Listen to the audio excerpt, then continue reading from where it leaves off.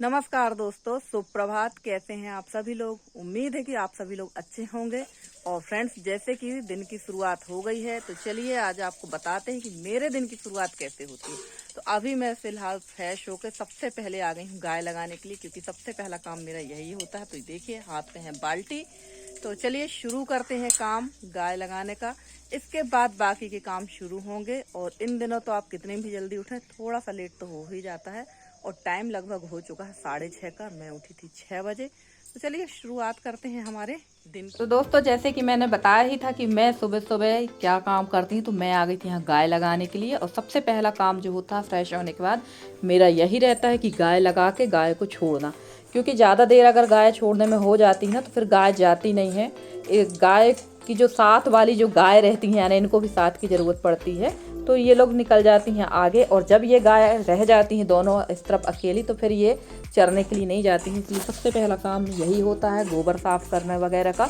तो जितनी जल्दी ये काम हो जाए उतना अच्छा है। और गाय लगाने में मुझे ज़्यादा टाइम नहीं लगता, मुझे मुश्किल से लगभग 3 से 4 मिनट लगता है। पहले तो ये गाय काफ़ी अच्छा दूध देती थी, लगभग एक टाइम पे ये 3.5 लीटर और दोनों टाइम मिला के 5.5 लीटर दूध देती थी। पर कक्का जी के ख़त्म होने के बाद से पता नहीं ये गाय किस तरह से हो गई है, एकदम सूख गई है। सब कुछ खिलाते हैं पिलाते हैं, फिर भी इसका शरीर बहुत ज़्यादा सूख रहा है। इंसान तो इंसान, जानवरों को भी इंसानों के जाने से फ़र्क पड़ता है, इस चीज़ से ये साबित हो जाती है। और सच कहा जाए तो जानवर जो भी है, जानवर भी काफ़ी वफ़ादार होते हैं अपने मालिक के प्रति। तो बस ऐसा ही कुछ इसके साथ हुआ है। तो चलिए गाय हमारी यहाँ लग रही है और बाकी के काम भी हमारे शुरू से सुबह से स्टार्ट हो ही जाएंगे। और आज का जो ब्लॉग है काफ़ी लंबा भी है। और आज मैंने जो है वीडियो इसलिए लंबा रखा कि आज मैंने आपको सारी छोटी छोटी सी चीज़ें जो हमारे सुबह टाइम हमारे दैनिक कार्यों में ज़रूरी रहती हैं, वो सारी चीज़ें मैंने आप लोगों को दिखाने की कोशिश की है। क्योंकि छोटे छोटे जो बहुत सारे काम होते हैं ना, तो उनको तो हम लोग कट कर देते हैं। और ये होता है कि भाई घर में काम जो है सुबह टाइम क्या क्या रहता है, वो सारी चीज़ें मैंने आज आप लोग के साथ शेयर की है। और फ्रेंड्स, कल आप लोगों ने बहुत अच्छे अच्छे कमेंट किए। मेरी जितनी भी प्यारी सिस्टर हैं बहुत अच्छे कमेंट करती हैं। तो हमारी निकिता सिस्टर जो है थोड़ा सा नाराज़ हो गई कि हमने उनको का नाम नहीं लिया। तो ऐसा नहीं है, सारी बहनें मेरे वीडियोस देखती हैं और सभी लोग जब देखते हैं तब तो मैं यहाँ तक पहुँची हूँ। तो चलिए गाय लगा के मैं आ गई थी। और ये गाय यहाँ मैंने रख दिया था, इनको दाना जो खिलाते हैं हम लोग वो रख दिया था। और ये काली वाली गाय जो, ये हमारी गाय जनने वाली है। बहुत जल्द ही हमारे यहाँ एक नन्हा मेहमान फिर से आने वाला है। तो अभी इसको जनने में लगभग 1.5 से 2 महीने हैं। तो इसका भी विशेष ध्यान रखना पड़ेगा, क्योंकि कहते हैं ना गाय वगैरह जब जनने वाली है तो उनका विशेष ध्यान रखना पड़ता है। और चलिए इनको हम छोड़ाते हैं बाहर तक। और यहाँ मैंने ब्रश में ले लिया था पेस्ट। और इसी तरह से मेरी रोज़ की मॉर्निंग होती है। सुबह का काम मेरा ऐसा ही होता है। ब्रश तो मेरा ऐसे ही चलते फिरते होता, आराम से इत्मीनान वाला ब्रश मेरा नहीं होता है। तो चलिए इनको छोड़ाते हैं। और देखिए यहाँ आंगन में ना फिर से ढेर सारी पत्तियां हैं, पर आपको दिख नहीं रही होंगी कि यहाँ पर पत्तियां हैं। पर ढेर सारी पत्तियां हो चुकी थी कि पता नहीं क्यों बहुत सारी पत्तियां झड़ रही हैं इमली के पेड़ से। और कल हमारी एक सिस्टर ने कमेंट किया था कि दीदी आपके यहाँ खाना बहुत देर से बनता है, हमारे यहाँ तो तब तक दोबारा खाना खाने सभी लोग आ जाते हैं। तो हाँ सिस्टर जी, हमारे यहाँ लगभग ना 10 साढ़े 10 बजे खाना बन जाता है। खाना तो बहुत जल्दी बन जाता है, ऐसा नहीं कि खाना जल्दी नहीं बनता। सुबह 8 साढ़े 8 बजे के समथिंग में खाना चढ़ा देती हूँ। आपके यहाँ तो और भी जल्दी खाना बन जाता है, क्योंकि आप लोग के यहाँ काम भी उस तरीके के रहते हैं। तो हमारे यहाँ क्या है, जो एक बार खा के बेटी और हस्बैंड जाते हैं तो फिर शाम को ही खाना होता है। और ज़्यादा जल्दी खाना बना लेने से खाना ठंडा भी जाता है। और ठंडा खाना हमारे यहाँ कोई भी खाना पसंद नहीं करता, यहाँ तक कि मैं भी ठंडा खाना खाना पसंद नहीं करती हूँ। इस वजह से खाना जैसे ही हमारे यहाँ बनता है उसके बाद हम लोग खाना खा के फ्री हो जाते हैं। और सुबह के काम ना इतने सारे हो जाते हैं। और आपके यहाँ तो हेल्प करने वाले आपकी ननंद है, आपकी सास है, पर यहाँ तो मुझे ही अकेले करना है, अंदर का भी बाहर का भी। हेल्प किसी से कुछ नहीं है। बेटी है, बेटी भी कितना हेल्प करेगी, क्योंकि बेटी की पढ़ाई भी बहुत ज़रूरी है। तो जब उसके पढ़ने का टाइम रहता है तो उस समय मैं उसको डिस्टर्ब नहीं करती हूँ, क्योंकि पढ़ाई ज़रूरी है और पढ़ लेगी तो ज़्यादा बेहतर है। काम तो क्या है, काम तो हमें जीवन भर करते ही रहना है। चाहे हम पढ़ लिख के कलेक्टर बन जाएं तो भी हमें काम करना है, और हाउस वाइफ बनेंगे तो भी हमें करना है। तो बेहतर यही कि हम अभी अपनी बेटियों को कुछ समय तो दें कि वो अपनी पढ़ाई लिखाई कर सके। क्योंकि ससुराल में तो कोई ये भी नहीं पूछने वाला रहेगा कि आपने खाया है या नहीं खाया है। और उनको तो ससुराल में तो सिर्फ काम से मतलब रहता है। तो चलिए यहाँ पर आप लोग से इतनी बात की, रसोई भी मेरी साफ़ हो गई, वो गैस को पोंछ देते हैं। और यहाँ ना बहुत ज़्यादा चींटियाँ हो रही हैं, पता नहीं क्यों इतनी चींटी हो रही हैं। आप लोगों के यहाँ भी चींटी हो रही हैं ज़रूर बताइएगा। गैस के ऊपर अगर आपने चाय वाला डंका छोड़ा यानी उसमें तुरंत चींटी होती हैं। और चीनी के डब्बे में भी बहुत सारी चींटी थी, पर मैंने एक ट्रिक अपनाई। एक कपड़े पर कपूर और लौंग बांधकर मैंने उसकी छोटी सी पोटली बना के डिब्बे में डाल दी है, जिसकी वजह से उसमें बिल्कुल चींटी नहीं हुई हैं। और ये तरीका बहुत पहले से, ये तरीका हम लोगों को पता था। अब आप लोग कहेंगे यूट्यूब में देखते, तो ऐसा नहीं है। जब यूट्यूब नहीं था तब भी हम लोग हर औरत से एक कुछ ना कुछ ट्रिक वगैरह आती थी, कुछ ना कुछ जुगाड़ बनता था, तो बस वही किया। तो उसमें तो चींटी नहीं हुई है, पर चाय में तो अब हम लोग कपूर नहीं डाल सकते हैं। तो चलिए, रसोई हमारी साफ़ हो गई है और रसोई में खाना बिल्कुल नहीं बनता। रसोई खाना मेरा बाहर बरामदे में ही बनता है। तो सुबह हम लोग का जो काम रहता है, पहले हम लोग पूरा झाड़ने समेटने गोबर का काम करते हैं, उसके बाद नहाते हैं, पूजा करते हैं, फिर हमारे यहाँ खाना बनना स्टार्ट होता है। या कभी बहुत जल्दी होती है या बहुत सारा काम रहता है, तब आप पहले खाना बनाते हैं, फिर बाकी के काम निपटाते हैं। तो अभी तो इन दिनों इतना विशेष ज़्यादा काम नहीं है, तो पहले हम लोग बाहर का सारा काम निपटा कर ही खाना पीना बनाते हैं। और यहाँ पर आई हुई थी सब्जी, तो वो अभी थैले में ही रखी है। चलिए, अभी उसको थोड़ी देर के बाद में खाली करूँगी। और ये जो गैलरी है, यहाँ भी बहुत ज़्यादा कचरा है। मैंने बताया ही था पिछले ब्लॉग में कि जो पत्ती है ना, पूरे घर में एक एक कमरे में आ चुकी है। तो यहाँ भी काफ़ी सारा कचरा था। और कितना भी आप सामान हटाने की कोशिश करिए ना, सामान कहीं ना कहीं अव्यवस्थित रखा मिलेगा ही। और काफ़ी सारे कमेंट मुझे आते हैं कि आपके यहाँ बहुत सामान है, आप सामान अलग कर दीजिए, आपके यहाँ बहुत सामान है, अलग कर दीजिए। तो हाँ, सामान तो बहुत ज़्यादा है और मैं हर बार आप लोगों से बताती हूँ कि मैं ये सामान अलग नहीं कर सकती हूँ, क्योंकि सारा सामान मेरा अकेले का नहीं है। जो मेरा अकेले का सामान है वो तो शिफ्ट हो जाएगा नए घर में। अब वो नया घर कब तक बन रहा है मुझे तो कुछ समझ में नहीं आ रहा। जैसे जैसे उसका मुहूर्त बनता है, कुछ ना कुछ परेशानी आ ही जाती है। तो चलिए, गैलरी भी पूरी साफ़ कर दी है। और ये जो गैलरी है हमारी सार से एकदम लगी हुई है। और ये बारिश के हिसाब से यहाँ से दरवाज़ा करवा दिया था हम लोगों ने, ताकि हम लोग को बारिश में आने जाने में सहूलियत हो। और ये बछड़े ऐसे ही बंधे थे, क्योंकि गोबर वगैरह सब साफ़ हो गया था। और यहाँ पर इन बछड़ों को मैं दे दूँगी भूसा, ताकि मैं लगभग दोपहर टाइम के लिए फ्री हो गई यहाँ से। और चलिए, अब चलते हैं सामने की तरफ। और यहाँ आ गई थी मैं सब्ज़ी निकालने के लिए। तो ये सारी सब्ज़ी जो है एक दिन पहले आई थी हमारे यहाँ। काफ़ी पहले मैंने बताया था कि हमारे यहाँ शुक्रवार के दिन मार्केट लगती है, हमारी तहसील की, जहाँ मेरे हस्बैंड का ऑफिस वगैरह है वहाँ पर। तो वहाँ से आई है ढेर सारी सब्ज़ी। जब सब्ज़ी बोलेंगे तो कहो सब्ज़ी लाने का ध्यान नहीं रहेगा। और जब आप सब्ज़ी नहीं मंगाएंगे तो इतनी सब्ज़ी आ जाएगी जिसकी कोई हिसाब ही नहीं होता। और सबसे ज़रूरी चीज़ जो है वो है भिंडी। भिंडी तो इतनी आना है कि आप रोज़ भिंडी खा खा के पागल हो जाओगे, भिंडी जैसे हो जाओगे। और मुझे भिंडी बिल्कुल पसंद नहीं, पर हमारे हस्बैंड को, बेटी को भिंडी बहुत पसंद है। तो बस वही आएगी। लगभग ये 1 किलो से ज़्यादा ही होगी, क्योंकि टब ये पूरा भरा हुआ दिख रहा है आपको। और सब्जी में आई थी तोरई, करेला, हरी धनिया, हरी मिर्ची, और लौकी भी आ गई थी। और लौकी इस कदर रूढ़ी थी ना कि समझ में नहीं आ रहा था कि इसका बनेगा, क्योंकि इतनी बड़ी लौकी का कोफ्ते भी बना के नहीं खा सकते। देखते हैं, इसका हलवा ही बना लेंगे। और आपके यहाँ इसको तोरई कहते हैं, हमारे यहाँ इसको रिरुआ कहते हैं, और बुंदेलखंड में इसको फतकुली कहते हैं।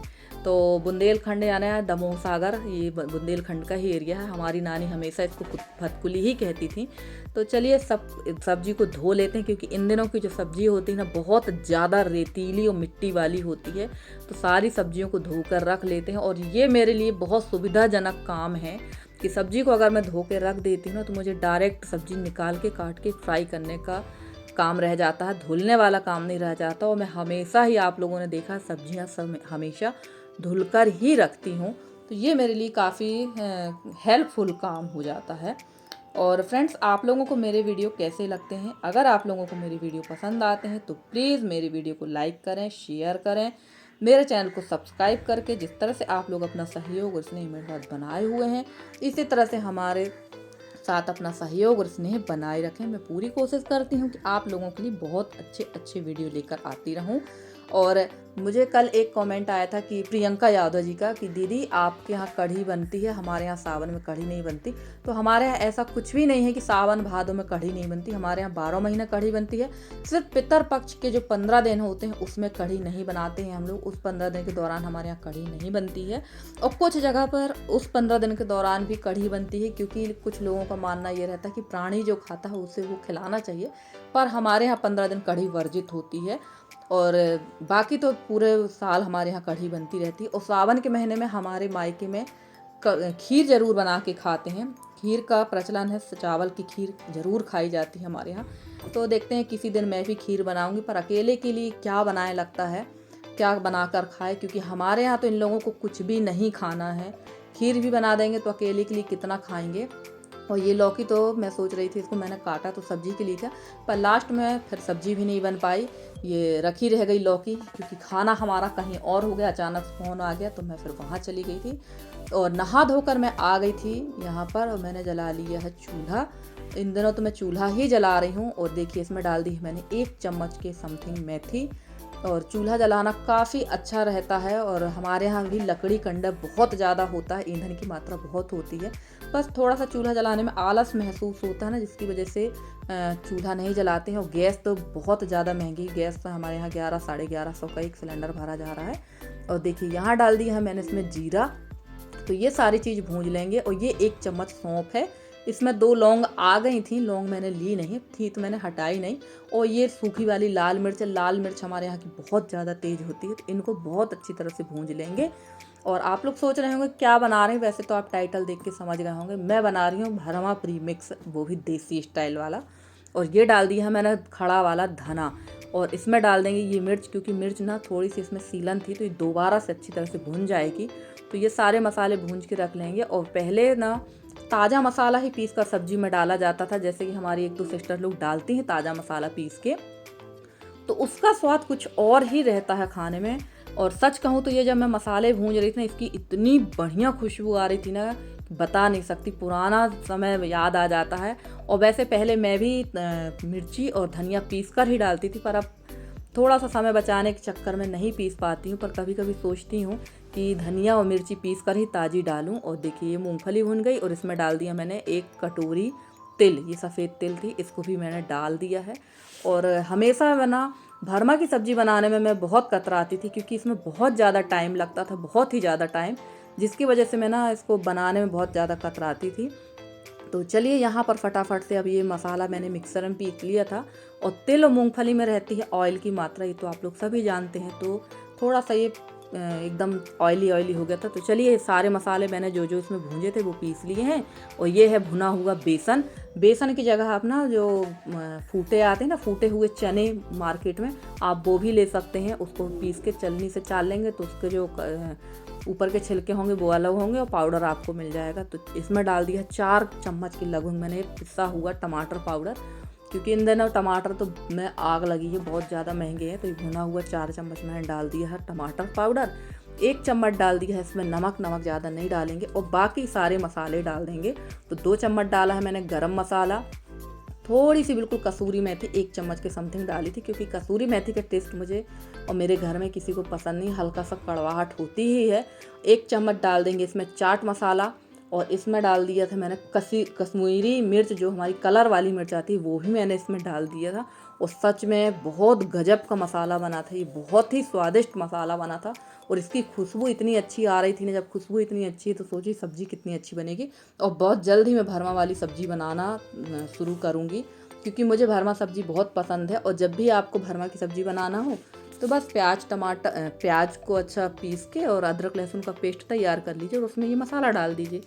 बहुत इजी तरीके से आप, अब मेरे लिए तो बहुत इजी हो गया ये तरीका, क्योंकि मेरी मम्मी भी इसी तरीके से मसाला बनाकर रख लेती हैं। और प्याज अदरक लहसुन के पेस्ट को भूंज कर उसमें ये मसाला मिक्स कर देती हैं। तो उनसे ही मैंने ये तरीका पूछा था, क्योंकि मेरी मम्मी भी खासकर भरमा परवल बहुत स्वादिष्ट बनाती हैं। तो उनने ये 1 दिन पहले ही मैंने उनसे पूछा था कि वो क्या क्या डालती हैं।